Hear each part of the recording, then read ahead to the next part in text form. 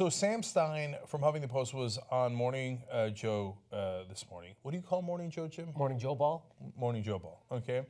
And he said that Barack Obama had a good record. He said, don't forget, the Democrats actually won the popular vote, 2.8 million more votes in this election, and it was just 80,000, it's actually 78,000 people in 3 states that made the difference, Pennsylvania, Michigan, and Wisconsin. Those are all true. But he said, but then, on the other hand, you look at the destruction of the Democratic Party under Barack Obama's leadership, and you have to wonder, what was the political, what were the electoral benefits that he gave to the party? He said he leaves them in a much worse position. The states are decimated. They lost control of the House and Senate. The governorships are decimated. Maybe he's a gifted candidate. He won election twice by substantial margins, but his legacy as a politician is a bit muddled by all that. So I am also split on this. I think that putting it all on Obama is not correct. It is the corporate Democratic Party, the DNC, and almost the entire party through and through, except for obvious exceptions of Bernie Sanders, Keith Ellison, Tulsi Gabbard, Elizabeth Warren, etc. But those are the exceptions that prove the rule, because almost everybody else is, so you can't just say that it was Obama. On the other hand, Obama did Organizing for America, and he got this giant email list, all these things that are super, super, super helpful in politics. And instead of turning that towards policy, he basically turned it into his reelection. And then, did he really use it effectively to get other Democrats to get elected? Well, you know, proof's in the pudding.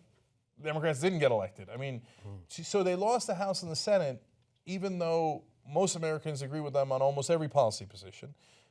They lost the White House to a guy who is the most unpopular candidate we have ever had in American history. On the day of the election, his favorable numbers for Trump were 38%. His unfavorables were 60%. Jeez. And he won. That's unbelievable. So is that mainly on Hillary Clinton? Of course it is. Is it partially on Obama? I think so. I mean, he's going around saying, I could have won. I'm sure you could have. But maybe you should have tried harder then to try to get your party to win, because I don't really care about the corporate Democratic Party. But I do care that Trump is president. So, well, if you had something, you had 8 years to unleash it.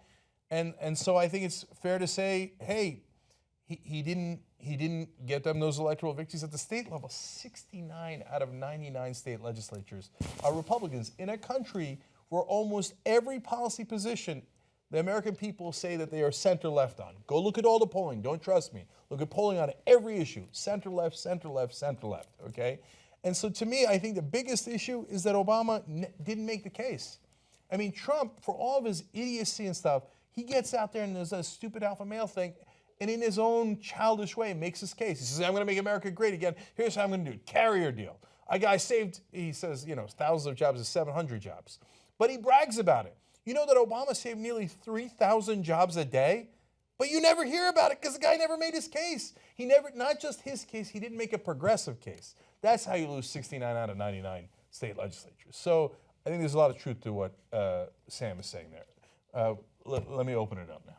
Yeah, I'm going to say Obama is both symptom and cause. So I think that's where it gets a little hazy. I think Obama's big mistake is he never intended to be the agent of change he ran on. So I think that you blame Obama, yeah, in the sense that he represented the same Clinton wing of the Democratic Party that was done. It was played. It was already played by 2008. People didn't want that anymore because it wasn't working for them anymore. And he didn't push enough. He was better than John McCain would have been. But he, you know, you mentioned job creation. He could have had significantly more job creation if he'd gone out there for a bigger stimulus. He never even made the case. He never said, when his advisors told him you need $1.2 trillion in stimulus, and he settled for half that, and a lot of that was tax cuts rather than real stimulus, he never went out and said, I'd be creating all these jobs right now if the Republicans didn't stand in my way, because he didn't really believe it. Because he wanted to aim down the middle, and he was thinking about the library fund afterwards and all the things these guys think of when they get into office. So the fact is, because he didn't represent a real alternative, I'm sorry, the big excuse, and I consider it an excuse among Democrats now, is, well, all of Trump's voters are racist. Is there racism in there? Sure. But there are also a lot of people who say, even if you look at the polls, I don't like what he says, but I wanted something different. people are desperate out there. They're frustrated. And nobody from the Democratic Party, not Obama, not Clinton, spoke to them in any straight-talking way about this is what I'll do to make your lives better. It was all double talk. It was all code talk. Or aren't you happy things are better already? The jobs that have been created are part-time. They're low-paying. They're not like the jobs that were lost. And you have nobody out there making the case. No wonder they're losing. So let me go to Alonzo next. Just add two facts to what Richard said. 17% of Trump voters thought he was unqualified for the office. Isn't that amazing? That's amazing. 15% said they disapprove of Trump but voted for him anyway. What that tells you is they hated the alternative. Yes. Right. Well, yeah, but see, here's the thing with Barack Obama. He's in a no-win situation, and this is just one more thing that he gets blamed for, that it's like, what are you going to do? You had a situation, you had a Fox News situation. You had all these voters you're talking about. Granted, not all were racist, but a lot of fear. And the whole thing with Obama, from the moment he got elected, from the moment he came and see, he's different, right? He might be Muslim, he might be from another country. It sounds ridiculous, but this mattered to people. Now, granted, he does not brag enough, and the carrier situation you talked about, it's like, oh, really, Trump saved the company? Because I saved the town that the company was in, the Right. stimulus package, the auto workers. It's like, yeah, remember the U.S. auto industry that wouldn't exist? Like, you guys called me a socialist for saving it, but he didn't brag about what he did. Now, on the state level, you had all these people that were, they're told, if something good happens, it had nothing to do with Barack Obama. It had nothing to do with the federal government. They're out to get you. The thing about the jobs, Richard, the minimum wage and those jobs, that's been since Reagan, that those jobs. I used to be in those industries. I used to work at Lockheed Aircraft in Burbank. There were 20,000 people there building airplanes. You know what it is now? It's a strip mall. There's a Walmart and like a Nordstrom or something like that, because all of those jobs left to the so-called right-to-work states back in the 80s and 90s. So to say that...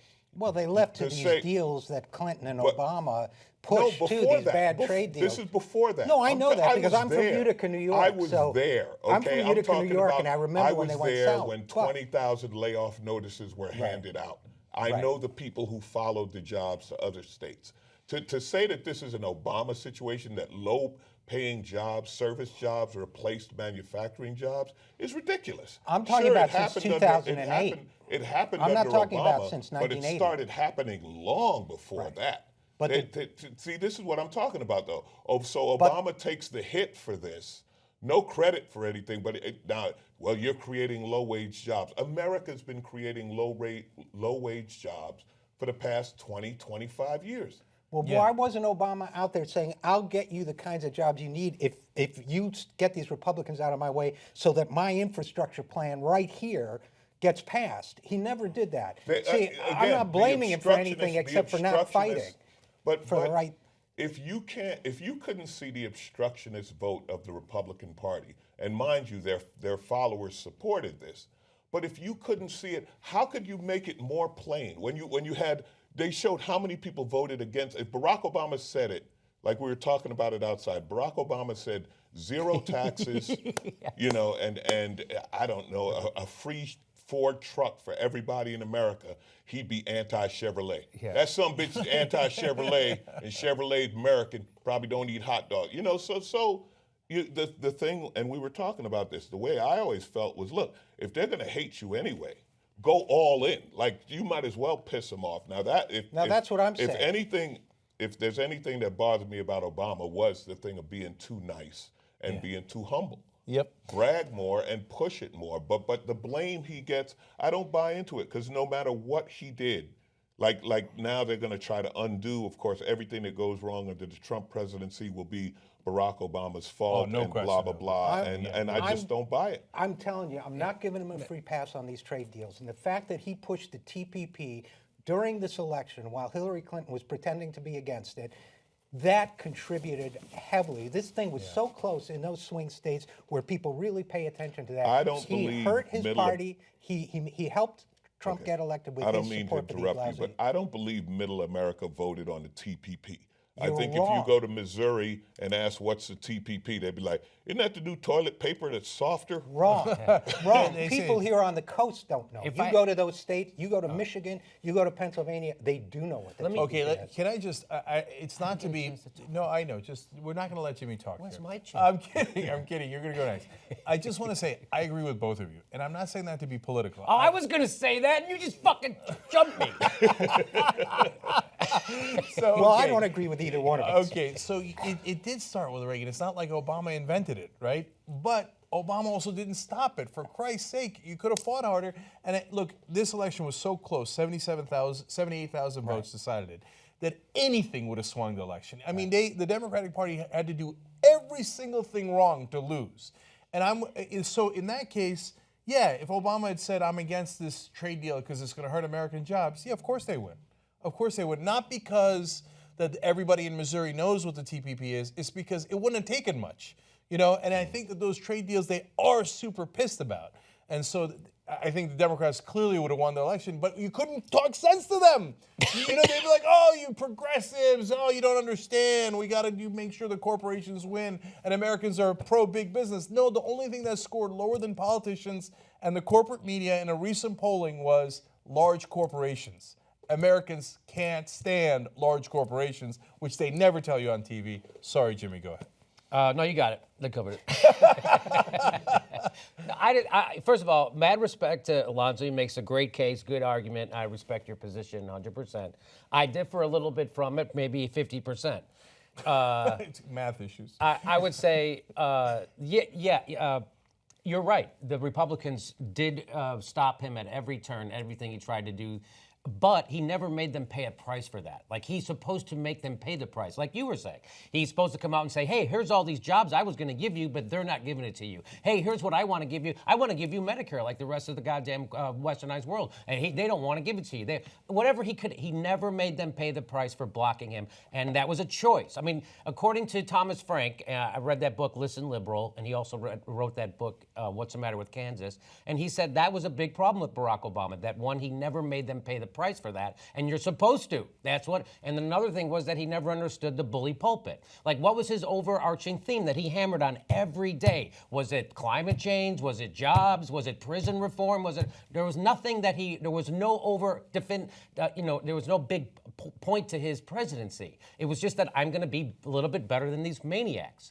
And you're right about the corporatism started way before Barack Obama, no doubt about it. It started with Bill Clinton, as far as the Democrats are concerned, with the DLC, when they got and decided that, hey, why don't we get in bed with Wall Street and the military-industrial complex and big corporations and big pharma? Why don't we do what the Republicans do, but we'll just be a little bit more on the left, and that's how we'll win. Bill Clinton did that. He had a private deal to privatize Social Security. He gutted welfare at the same time. He exploded the prison population while doing NAFTA. And according to Jordan Chariton's reporting, the people in Michigan that he talked to were aware of NAFTA and the effects it had on their part of the country. So there's that Barack Obama did try to cut Medicare and Social Security, and he was stopped by the Republicans. So he's a neoliberal, right? So we got to get and Barack Obama's very likable, and he's everybody likes to hear him talk, but the problem is that he's pushing corporatism, right? He's not a lefty, and that, just like you said about his stimulus package, even the medical thing. The healthcare package he gave us was Mitt Romney's package, right? He didn't even try. They're saying, hey, Jimmy, he didn't have the Congress. He had a filibuster-proof Congress for months. He had 2 years, at his first 2 years, and he didn't do it. I'll just close with this. When Barack Obama became president, the country had reached a turning point. People were waiting for bankers to be put in jail. People were waiting for banks to be broken up. People were waiting for our medical system to be overturned. People were waiting for a revolution. We came to a turning point, and as Thomas Frank says, we failed to turn.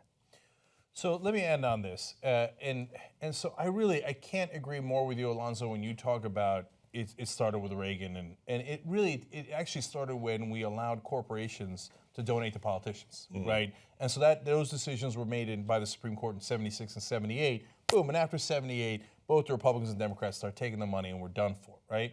And I can't agree more with you on the Republican instruction, and it drives me crazy that the mainstream media won't call it out. They broke a filibuster record. That's a fact. Yeah. That's not a he said, she said. It's a fact, right? They blocked him at every turn. We all agree he should have used the bully pulpit more.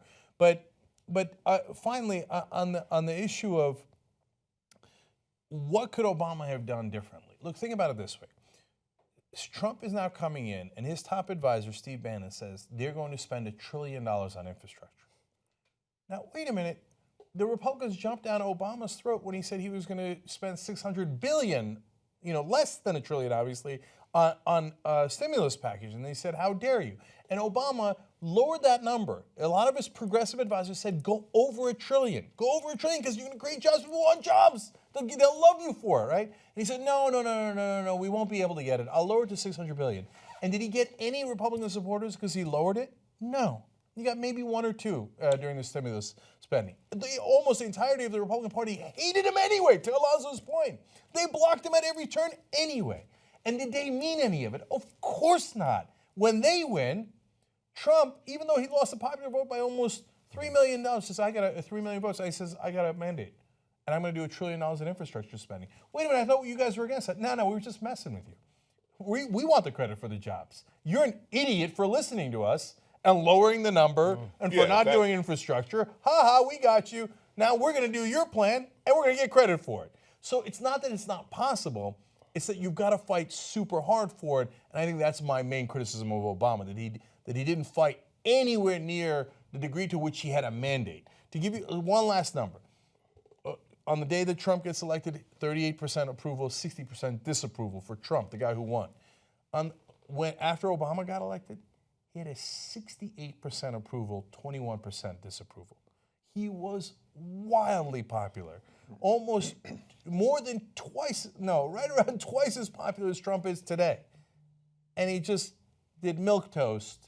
And he should have rammed it down their throats, and he should have steamrolled. That was what we didn't see. I mean, the Key and Peele sketch of the angry Obama, we all wanted to see the angry Obama. And to your point, the one that I wanted him on the Supreme Court justice, it was like, that was where it's like, okay, we're not doing anything until you vote. Like, that was his chance to say, I'm shutting down the White House until you step. We wanted to see that anger. Now, when it comes to infrastructure, got to remember, Trump doesn't know what the word means. So when they tell him, there's a lot of syllables in that word. It's a big word. He said infrastructure. He said, I don't know what that is, but wow, it's impressive. Now, you're right. It's another example, and that's the selling of it, right? And the Republicans are much better at selling things to the Americans. They make it simple. They make it one issue. The Democrats get into the nuance of it and the this and that, and suddenly the issue's lost. Like you said, well, what was your original point? Were you fighting for, prison reform, et cetera? What is your one thing? The Republicans are definitely better at that. I don't know that I would blame Barack Obama for it as much as the Democrats. I don't know who's going to be that Democrat. Who's going to be the Democrat that says, all right, this is how we're doing stuff. From now on, this is what we're going to say. Because the Republicans, that's what they do. They say, this is what we're going to say. Hillary's going to take the guns, right? It's not true, but we're all going to say it. And we're all going to keep saying it, and we're going to keep saying it until we make it true, right? That was Cheney's brilliance, right? Cheney would just say something over and over, and it would become true. And then, 6 months later, they'd be, oh, that wasn't true. But by then, it's too late. The Democrats, I don't know who that's going to be in the party. This is where I started out with, I agree with you, and this is where I started out with, I don't know about Obama as symptom versus cause, because Obama himself, incredibly talented speaker and communicator, the best I've seen in my lifetime, for sure. And yet, he's part of that system that will not change. And maybe, Bernie showed that it's possible that it can change without legislative action. But basically, at the end of the day, what you guys are trying to do with Wolfpack and everything else, getting the money out of politics, until you do that, there's always going to be that temptation to be the Barack Obama, Hillary Clinton type of politician that has two constituencies, the voters and the people that you're trying to get money from.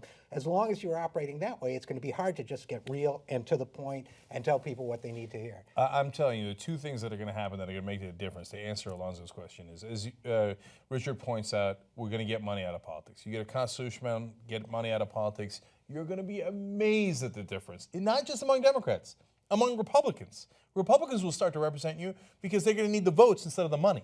And so, second thing is, At some point soon, there will be a strong wing of the Democratic Party. And how do you know that they're going to be strong? Because they're not going to take corporate money, and they're not going to take big donor money. Because once you start getting on that crack, there's no getting off of it, right? So if you get a strong wing of the Democratic Party that does not take corporate donations, they will roar like lions, and you will be shocked at what Democrats and progressives can do. There's a post-game to every Young Turks show. You can get that by being a member. tytnetwork.com/join.